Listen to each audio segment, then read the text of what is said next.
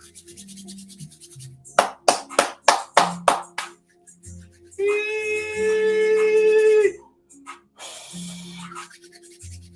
going on, everybody? Got so much words to say. What is up, everybody? Welcome back to another episode of the Late Night Show with Dr. Kojo. We have a very exciting topic for you all today. I was trying to adjust the sound. It didn't go the way I wanted. But we have a very exciting topic for you all today. We're going to be talking about polyamory and mental health. I've been getting a lot of DMs about this, and I got one. I won't read the person's name, but we'll get the main points covered. But before we start, go ahead and let me know where you all are checking in from and what's your name so we can get into it. Antoine says poly is the subject. Poly is the subject. Half of Tinder is couples looking for a third. I did not know that. I don't know too much about Tinder, but continue to let me know. Let me see. Meg, what's going on? How you doing? What's up? Good evening. Kendra, what's up? Oh, yeah. This is going to be a very interesting topic. Katie, I appreciate that. Hope to meet you one day. People from Ontario, Wisconsin, Alabama. Love this topic. Okay. I love it too. Let's get it. South Georgia, Houston, Texas. Okay. Fort Wayne, South Carolina. All right. So people from all over. Let's go ahead and talk about this, right? So we're talking about polyamory and mental health. And I think this is a very important subject, whether you're for, whether you're on the side of poly or whether you're, strictly monogamous. It's a very important topic. And I think that both sides, we can all learn from each other. And we've spoken about this before on live, but we never really finished the conversation. So I want to talk about it today. We're going to talk about the benefits and the struggles of polyamory. And a lot of people think that if you're in a polyamorous situation, that there's going to be a lot of jealousy and that you'll never have peace. But I actually beg to differ. I feel like some people who are in, polyamorous relationships may have it better figured out than people who are in exclusive, like one-on-one monogamous relationships. So we're going to go ahead and get into it. I'm curious of why this keeps being a topic. A lot of people keep asking about it. I did not know that people wanted to know a lot about it. So that's why we're talking about it, right? Kathleen is saying, I'm in an open relationship, not sure if I'm poly. I've dated couples before. I'm also polyam mod for polyam groups and arranged polyam events. So there's a whole world. There's groups and events. I had no idea that this is such a popular topic. Former poly looking for monogamy. That's nothing that we'll talk about. Susie, thank you for making that point. That's another thing we're going to talk about, right? So I'm pulling up an article here from Psychology Today, and let me go ahead and start off, and then I will take you all's questions because a lot of comments are being thrown in here. So this article from Psychology Today, keep in mind, Psychology Today is not peer reviewed, so it's not the absolute truth, but I'm going to read from this article, right? So the reason why it's called The Benefits and Struggles of Polyamory. The reason why polyamorous relationships are not as common as others is not that people find them unappealing. Interest in polyamory is in fact rising, and research on polyamorous partners finds them to be on average at least satisfied with their relationships as others. But polyamorous relationships are highly challenging to construct and maintain. I do agree with that. Simply a partner willing to enter a relationship with the same honesty and ground rules is difficult, especially in a culture that favors serial monogamy and mismatched desire for polyamory also appends many partners, especially if one sees it as a lifestyle while the other perceives it as their sexual orientation. For this reason, communities arise in which those who are poly can meet, often initially online. So somebody said something about Tinder or something like that, but y'all may be right. Y'all may be right about that. And let me talk about the mental health side of things real quick, and I'll open up the floor for questions. So my thing is, when you're talking about relationships, I don't think any relationship is going to work. Any relationship, right? I don't think it's going to work unless there's trust, honesty, and unless the people within a relationship, right? Let's talk about a monogamous relationship for now. Let's say the two people in the relationship, unless they're on the same page, right? If one person wants this and another person wants that, it's not going to work, right? So with a polyamorous relationship, you have more partners in the situation. So it takes more people to be on the same page for it to work. But if everybody feels respected and people know what the boundaries are, boundaries is a buzzword. We're gonna say boundaries at least a million times on this live stream, right? So as long as everybody knows what the boundaries are and there's good communication, I think that it could work, right? But before I go into the Q&A part, I do want to say, if you're sitting here and you're watching this live, right, and you're maybe contemplating like a polyamorous relationship, or let's say your partner's approached you. The person who DM'd me said the partner approached them with the idea of it and they weren't sure what to do. If it's not for you, it is not for you, right? If it's just not something that you want to do, like, you have to be upfront with yourself. Like, if it's not for you, that's fine. You should be able to put the boundaries up and say, hey, yeah, I enjoy being with you, but I really want to just be with you. I don't want it to open up the relationship, right?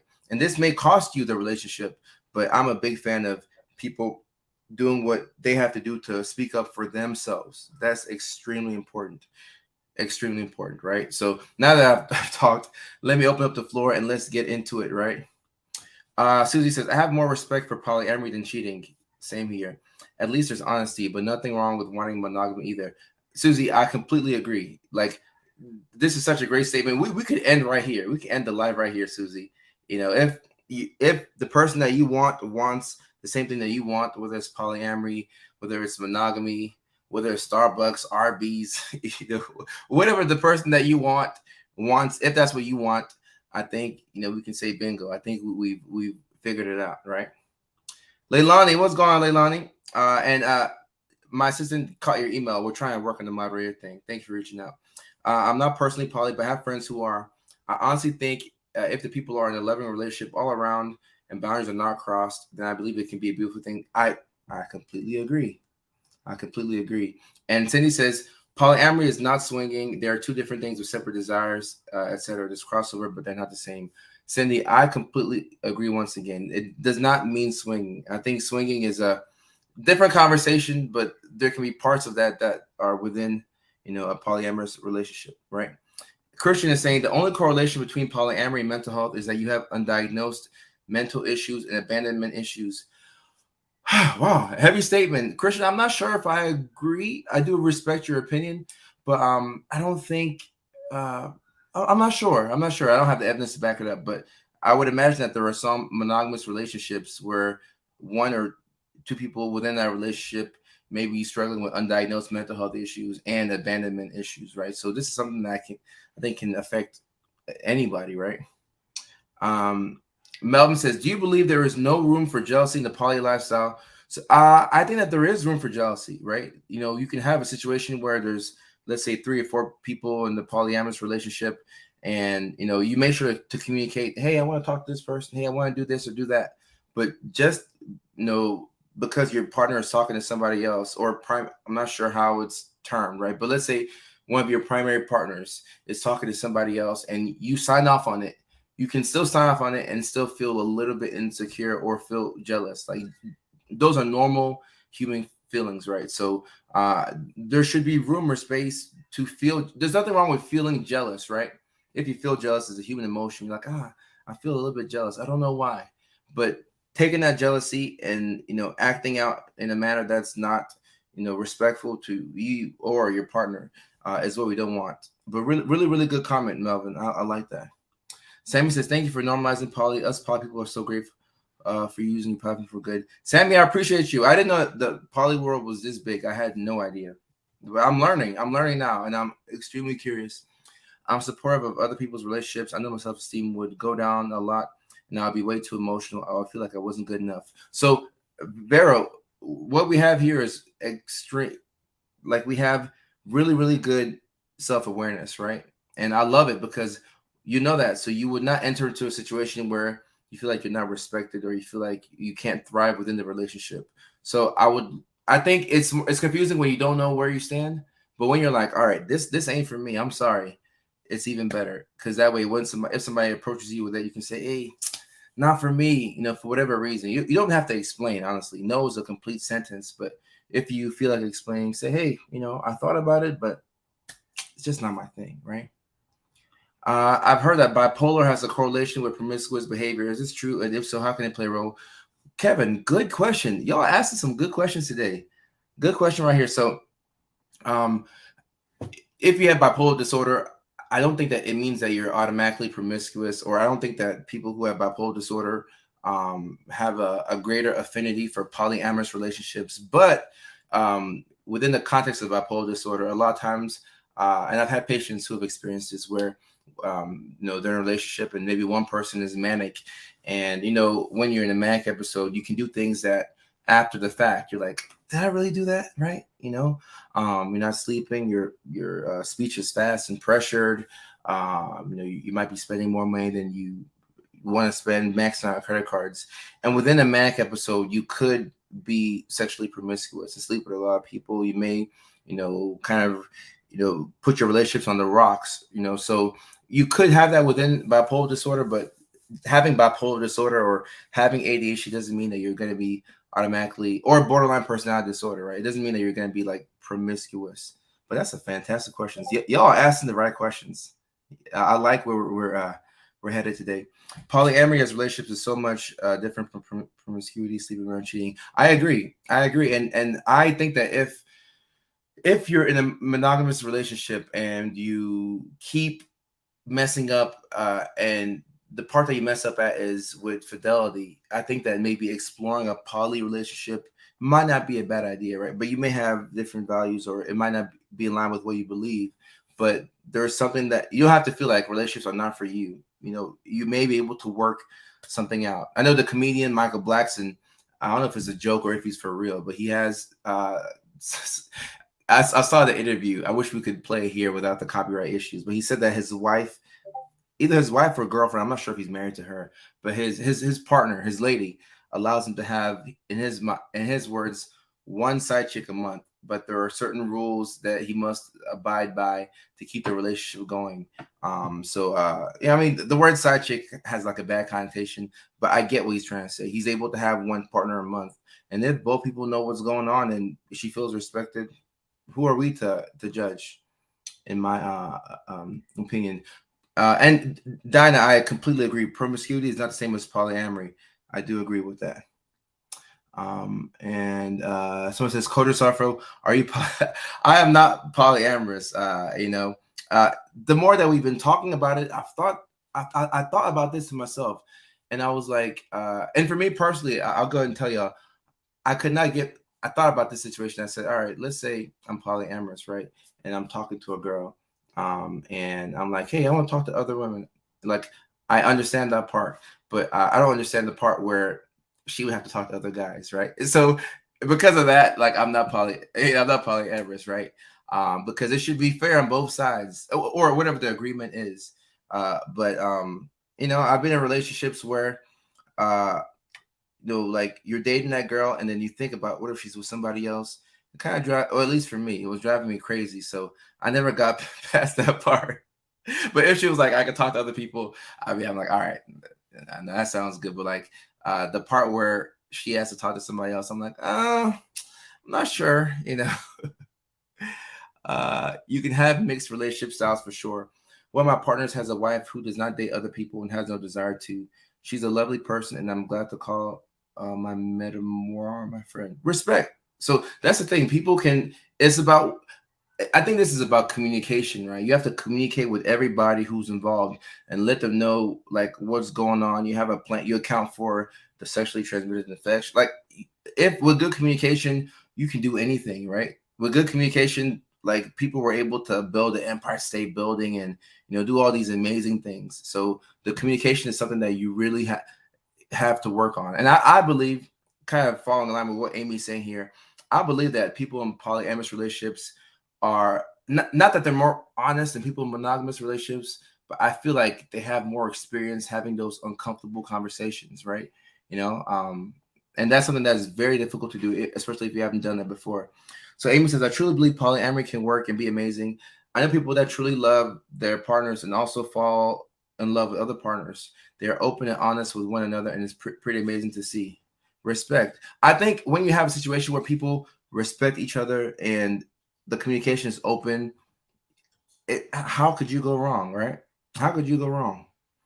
And Kendra says, yes. So I should mention this, but please be courteous to everybody, no matter the religious background, right? I know when we talk about some of these topics, it can get kind of dicey, And I'm a Bible believing Christian myself, and the way we were raised up, we were not raised up with this whole polyamorous thing. Like it was one man and one woman, right? So as I became a mental health professional, and I was exposed to different lifestyles, I gained so much respect for people who, people in the LGBTQ community, people in polyamorous situations, because I had no idea that world existed. So now, as I'm learning, I'm doing my best to advocate.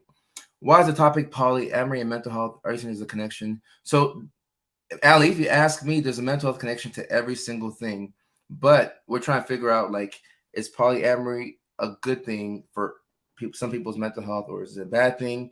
And we've already answered the question. I think that it depends on the situation, right? But there's a mental health connection in everything. Like if you ask me, I can find it. I can find it in there. Cherokee says, I've noticed that promiscuity is a common diagnosis. I think you mean a common like theme or symptom with many different mental health conditions. Why is this? That's a good question. I'm not sure exactly why. But I think human beings are sexual beings, and that's one way that we express ourselves outside of the fact that sex is a way is the way to procreate. So when things aren't, when we aren't mentally in the best place, sometimes we can be impulsive. We might make decisions that we want to take back, and all these things, do affect your mental health. And Ali says, I am non-practicing polyamory. Oh, I'm not sure what that means, but I know people who have started off poly and they ended up going to a monogamous situation, right? So I don't think that it's something that you have to like do for your whole life. Like it's what works for you. And Kershi says, whose mental health is good in this type of relationship? It can be poor. Kirsty, so I beg to differ. I don't think that just because you're in a polyamorous situation that your mental health is bad, but in a way you could argue that you're in that you decided to be poly because you felt like that was the best thing for you, and that's how you could be more stable. Brian says, we had a poly relationship for a small time. I thought it was all good. 20 years later, I found out it wasn't. Now I'm single at 50. Brian, sorry to hear that. And this goes to show, I'm sorry that this happened, but some people think that like a poly relationship is the cure to everything. It's just like any other relationship, right? Where you have real people, real feelings, real emotions, and sometimes it doesn't work out. Just like the standard monogamous relationship, sometimes it doesn't work out, and that's fine. All right, Lark says, I found that I'm happiest in poly relationships. I was the most miserable in heterosexual monogamous relationships with cis men. So, Lark, thank you for sharing. And this is one thing that I wanted to highlight. I think if you take somebody like Lark, so Lark, I appreciate you for sharing. But if she says that whenever I'm in a relationship with a heterosexual monogamous cis man, that makes me miserable, right? So if she knows that that makes her miserable, and you try and box her in to where you're like, hey, I think you should talk to this guy, or I think you should date this person, she's not going to be happy. That could affect her mental health, right? So I hope y'all are seeing the connection there, right?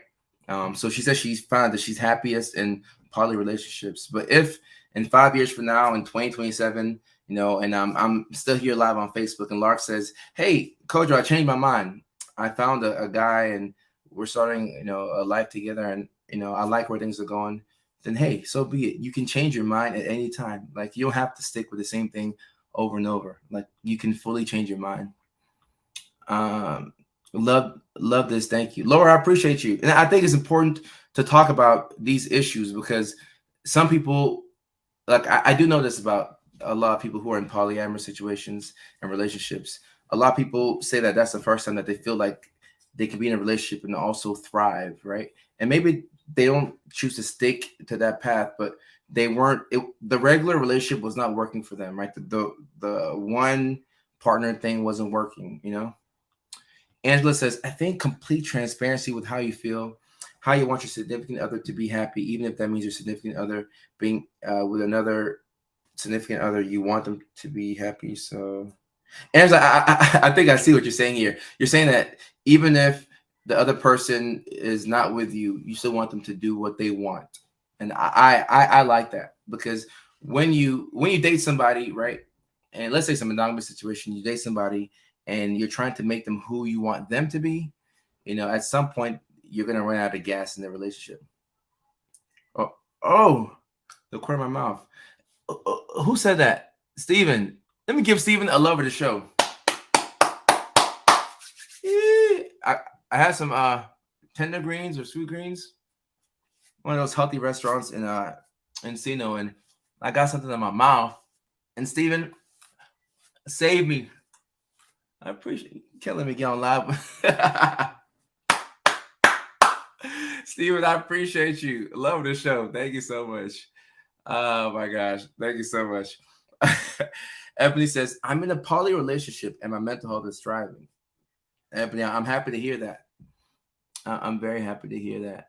Let me see. I was I couldn't see it, but now I'm like, is there something in my teeth? Am I straight? I appreciate y'all.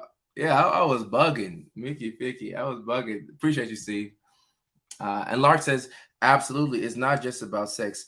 And I think that's one of the misconceptions about a polyamorous relationship, that, oh, this is just my way to, have sex with a lot of different people, or, maybe people label you as a hornbug or whatever.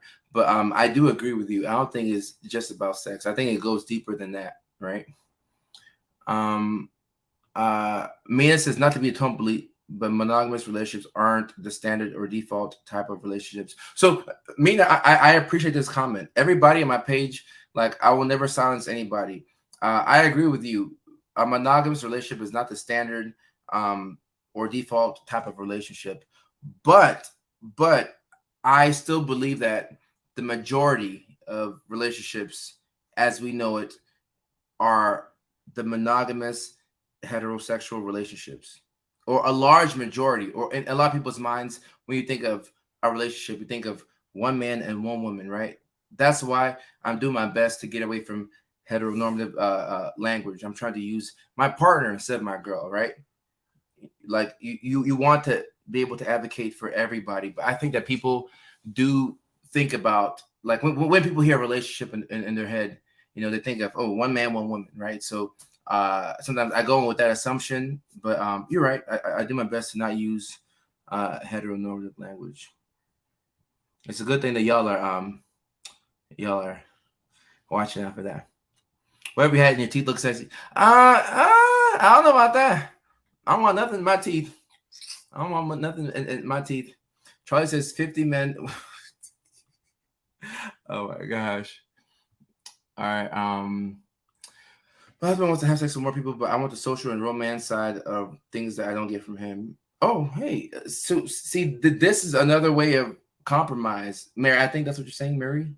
If this is a form of compromise, then hey, I'm with it. I like that.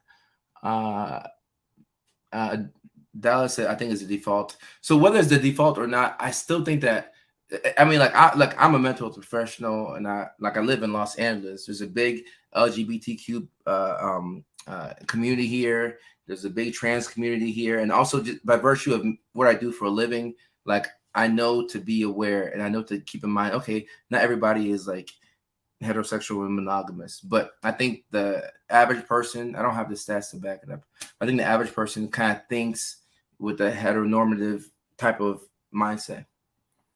All right. Being poly, I think the person I sought filled holes my first partner didn't. So I was poly, so I wouldn't lose the one person, but keep the other person that helped me grow into the person I needed to be. Oh, wow. I never even thought of it like that, man. Thank you for sharing. Thank you for sharing. That's dope. Jacob, I appreciate you, my guy. Thank you so much. I appreciate you. Love says, I prefer one person to have a spiritual connection with. Intimacy is more than just physical. I completely agree with that. Hey, I'm good. I'm good. Kendra, I had Kendra on the live before. I think we talked about this topic. And Kendra, I appreciate you. That's my job, to be inclusive, right? And even if, let's say, I was using a lot of heteronormative language. Like somebody in this community, like this combined is like 3 million plus people. Somebody would call me out, and I wouldn't be like, oh, like I'd be like, oh, appreciate that, thank you. Can the amount of attention during a poly phase be dangerous to future monogamy? Ooh, what a good question. Wow. Can the amount of attention during a poly phase be dangerous to future monogamy? So I think it depends on who you're asking, David. But the artist Jadena, I was watching a podcast where he said that he's polyamorous, but right now he's in a committed relationship with one woman. And he said that being polyamorous helped to prepare him for that monogamous relationship with one woman, right? So that's one person's perspective. So it depends, right? I think for some people, right, maybe if you're getting a lot of attention during like a poly phase, and I don't know, even the phrase poly phase, I don't know if, because for some people it might not be a phase, it might be like their lifestyle. But should you switch back to monogamy? It just depends. You may be able to use your experience to help you out, and in some ways you may feel like it kind of hurts you, right? Good questions. Good questions. Really, really good questions. Steven, I appreciate you, my guy. I appreciate you. Ali says, thank you so much for having this room. It's hard being poly and a woman of faith, and they're divergent. So Ali, this is something that I want to talk about a little bit. I appreciate the fact that I could do this live. And I think that, especially, you say you're a woman of faith, right? Let's say, I'm not sure what you believe, but if what you believe, like religion wise, doesn't fall in line with your lifestyle, it can make for a lot of internal turmoil, right? Because you're saying, hey, I believe this, like this is my religion, but my lifestyle is a little bit different, right? So you may have that struggle back and forth, So I think that there needs to be space for people who believe a certain thing, and even though your lifestyle might not line up with it, like you're still able to express yourself, right? I definitely wanted to talk about that. Thank you for bringing that up right there. Let me see. Cheating is disrespectful, and polyamory is respectful to all parties. Right, but you can still cheat in a polyamorous relationship. Junpei says, I had a monogamous phase. Polyamory was scary to me when I first entered adulthood, but as I matured, I began to recognize that if I have room for more than one close beloved friend, then I have room to love more than one close beloved partner. Respect. And a lot of people who are watching this right now, or people who watch it after the fact, might be like, what in the world is she talking about? But even if people don't agree, I would still like for people to allow you to express how you feel. I think y'all seen the trend here. There is no right or wrong. Right? April says, when I moved to the area I live now, I met someone who was in a polyamorous relationship. Researching lots of questions left me with a better understanding. My friend explained it this way, though relationships are based on more than just sex, and no one person truly fulfills everything you need. I agree with this. I don't think one person, regardless of the relationship type, one person probably won't give you everything that you need, right? It's still good to have friends. It's still good to have family. It's still good to have coworkers, right? And relationships are much more than sex, right? Like I'd like for y'all to think about a time that y'all were, maybe dating somebody you were compatible with them sexually, but you didn't last, right? That shows that there's so much more than just sex in a relationship. Yes, Quinn, let's go ahead and define the terms. Let's get it completely right. I got my handy laptop right here. Get the exact terms in there. Go to a trusted website. This is marriage.com. So I can't confirm because it's not up to date. It's not pub. So like it's not evidence-based information, which is what I go off of. But according to marriage.com, this is how it's defined. All right. So polyamory is a consensual relationship where people engage in a romantic and emotional relationship that involves more than one person, right? This means that 3 or 4 people and above can be involved in this relationship with everyone aware of each other. Thank you, Quinn. In comparison, polygamy is a practice where one person is married to multiple partners. Polygamy is divided into polygyny and polyandry.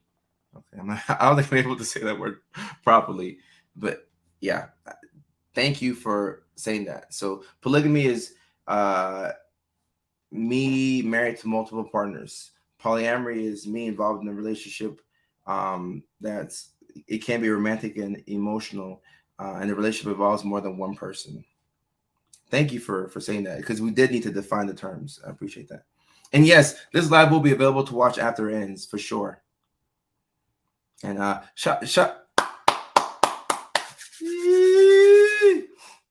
clean the kitchen and taking the trash out. That's a double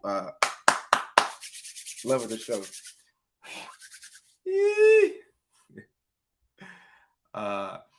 I'm not poly, but want to understand to be supportive. What are the positives of being poly? The real question is, do the dishes do the dishes ever get done? That's a good question. That's a good question right there. All right, so I'm going to open this up to the people who are, if you're in a poly relationship, go ahead and use the comment section. Let me know what are the benefits to being poly. So let's hear from people who can answer the question better.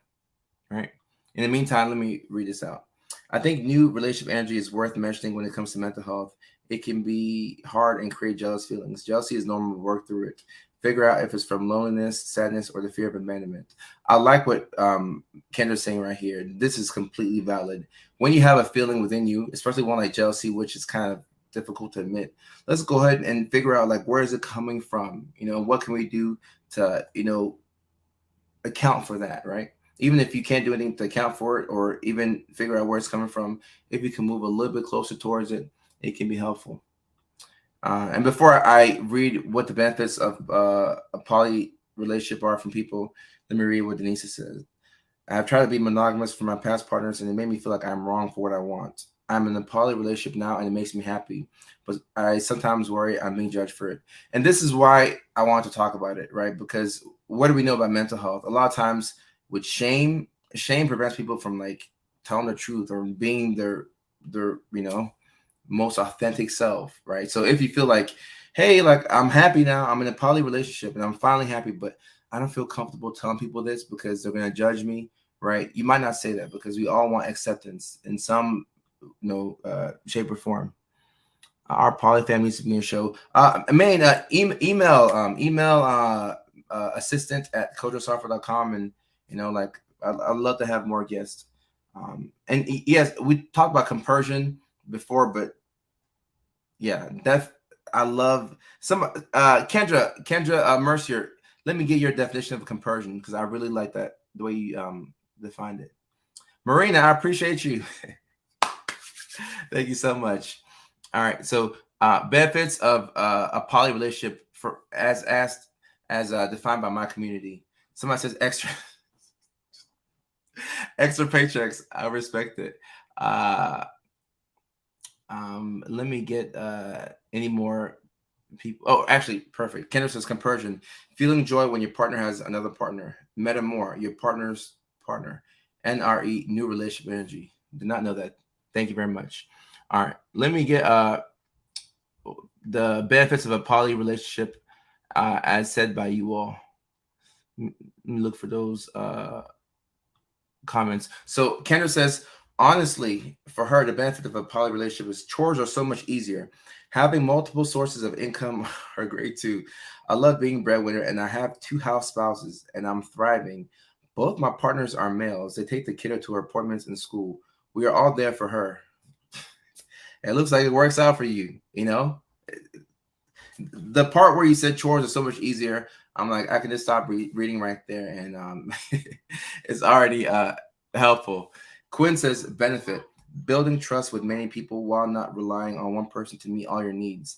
It helps protect from codependency and abuse. Oh, wow. Okay, wow. So Quinn says that the benefit of a poly relationship for her is that it helps to protect from codependency and abusive relationships, and allows her to build trust with many people while not relying on just one person to meet all of her needs. Okay. I definitely respect that. Arcane says, I am poly in the close triad, and yes, the dishes get done. The pros are different for everyone. For my polycule, it's simply that we all love each other and cheer each other on and fit together. It helps having an extra point of view in situations that might be viewed as black or white otherwise. Okay, I definitely respect that. And let me see. Benefit. Neurodivergent people find it easier to only commit to what they can versus feeling pressure to give more. Okay, now I could see how this is a big benefit for neurodivergent people. I can see that. Those extra, right? The extra incomes, right? Oh my gosh, you can live in the biggest house in the world.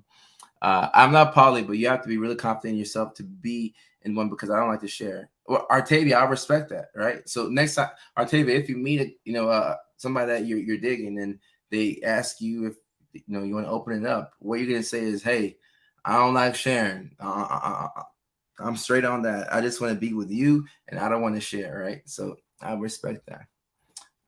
This is the positive boost I need today. I appreciate that. Gwen says, I've got one partner that can talk anytime.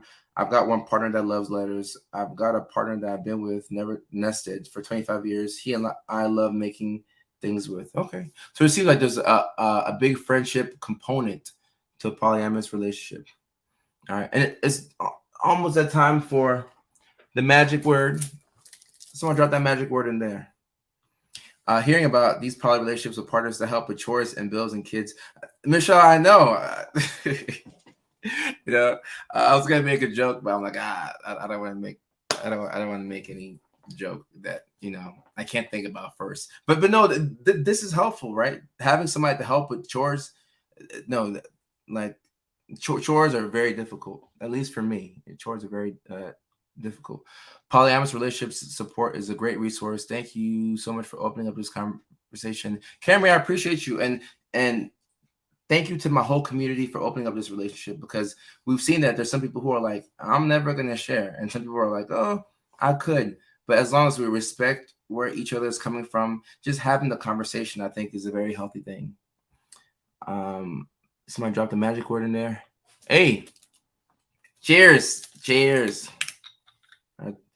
Time for the water break. If you're new here, the water break is, time for us to hydrate ourselves, right? Because people with ADHD, talking about myself, we might forget to drink water throughout the day. So cheers, y'all.